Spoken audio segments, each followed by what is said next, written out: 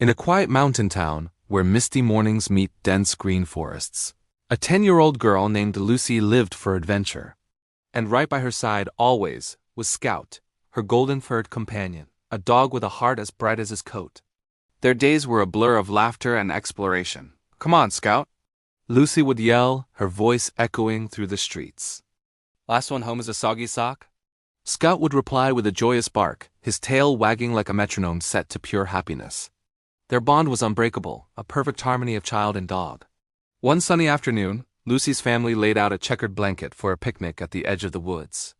The air was warm, filled with the scent of pine and wildflowers. While Lucy and her parents unpacked sandwiches, Scout, ever the curious explorer, spotted a butterfly with wings like stained glass. He gave chase, bounding deeper and deeper into the forest, weaving between ancient trees, his mind set on his colorful quarry. He was so focused, he didn't notice the sky turning a deep, bruised gray. Suddenly, a deafening crack of thunder split the air. The world went dark, and a torrential downpour began. The butterfly vanished. Scout, startled, turned to run back, but everything looked different. The familiar path was gone, replaced by a tangled mess of rain-soaked undergrowth. He couldn't see Lucy, he couldn't smell his family. Panic began to set in. He let out a small, desperate whimper and ran in the direction he thought was home, but the rain washed away all sense, and soon he was hopelessly, terrifyingly lost. As night fell, the familiar forest transformed into a labyrinth of shadows and strange, unsettling sounds. The woods, once a playground, were now a place of fear. Scout, trembling with cold and fright, found shelter under the roots of a fallen log. Overhead, the hooting of owls sounded like lonely cries in the vast darkness. He curled into a tight ball, missing the warmth of Lucy's arms, the safety of his home. Just as despair began to consume him, he heard something else. Faint whispers, carried on the wind, weaving through the branches. It wasn't just the wind. It felt like the forest itself was speaking. "Follow the light, follow the heart." Scout lifted his head, his ears perked. A tiny spark of hope ignited within him. He didn't understand the words, but he understood the feeling. He wasn't entirely alone. When morning came, the sound of rushing water pulled Scout from a restless sleep. He cautiously approached a wide, fast-moving river, a barrier he couldn't possibly cross alone. As he paced the bank, a pair of clever eyes watched him from a pile of sun-warmed rocks. It was a fox, sleek and russet-furred. "You're far from home, dog," she said, her voice sharp but not unkind. Scout let out a soft bark, a plea for help. The fox, whose name was Ember, let out an exasperated sigh. "Fine," she said. "I'll help you cross. But you'd better keep up."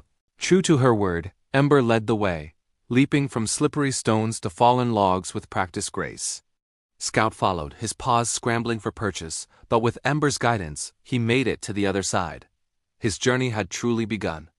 Deeper in the forest, Scout's paws sank into a grove of thick, damp moss.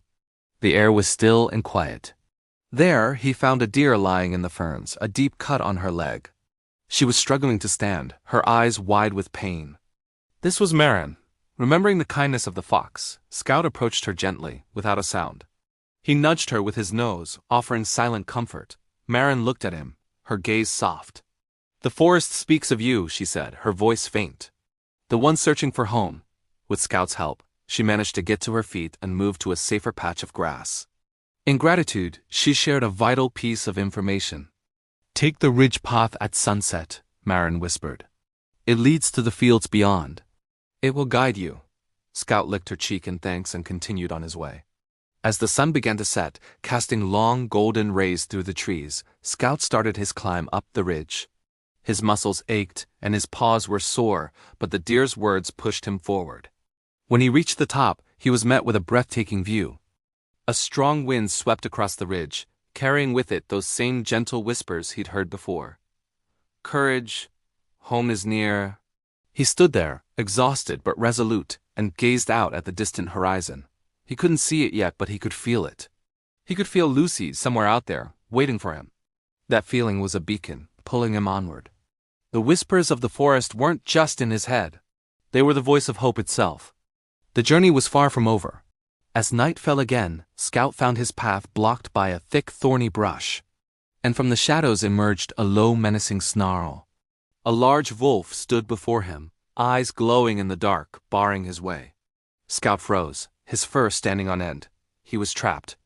But just as the wolf lunged, a flash of red fur shot past. It was Ember, the fox. She leaped at the wolf, nipping and darting, creating a distraction. "Run, dog, run!" she yelled. Scout hesitated for a second, not wanting to leave his new friend. But the whispers of the forest echoed in his mind, urging him forward. Trusting the voice and his friend, he turned and sprinted away, crashing through the thorns, leaving the fight behind. He didn't look back.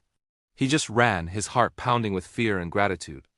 After a long night of running, just as the first light of dawn painted the sky in shades of pink and gold, Scout burst out of the trees. He stumbled into a vast open field, dew-kissed and glowing, and there, in the distance, he saw it. The familiar shapes of rooftops, the thin trails of smoke rising from chimneys. It was his town. A surge of energy he didn't know he had coursed through him. He broke into a full sprint, his tail flying behind him like a flag of victory, his paws barely touching the ground. He was almost there. He was almost home. Meanwhile, on the porch of her house, Lucy sat huddled and heartbroken, clutching Scout's empty collar. Tears streamed down her face. "Please come home, Scout," she whispered, her voice cracking. "Please ... Just then she heard it. A faint scratching sound at the bottom of the porch steps. Her head snapped up.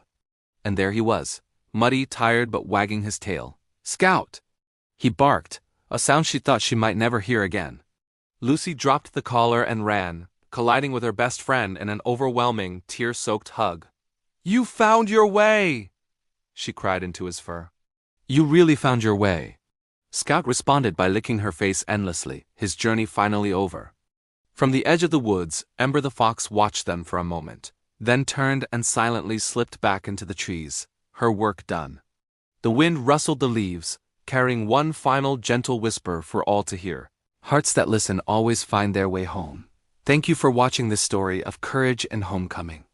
If you were moved by Scout's incredible journey, don't forget to like this video and subscribe for more heartwarming tales. See you next time.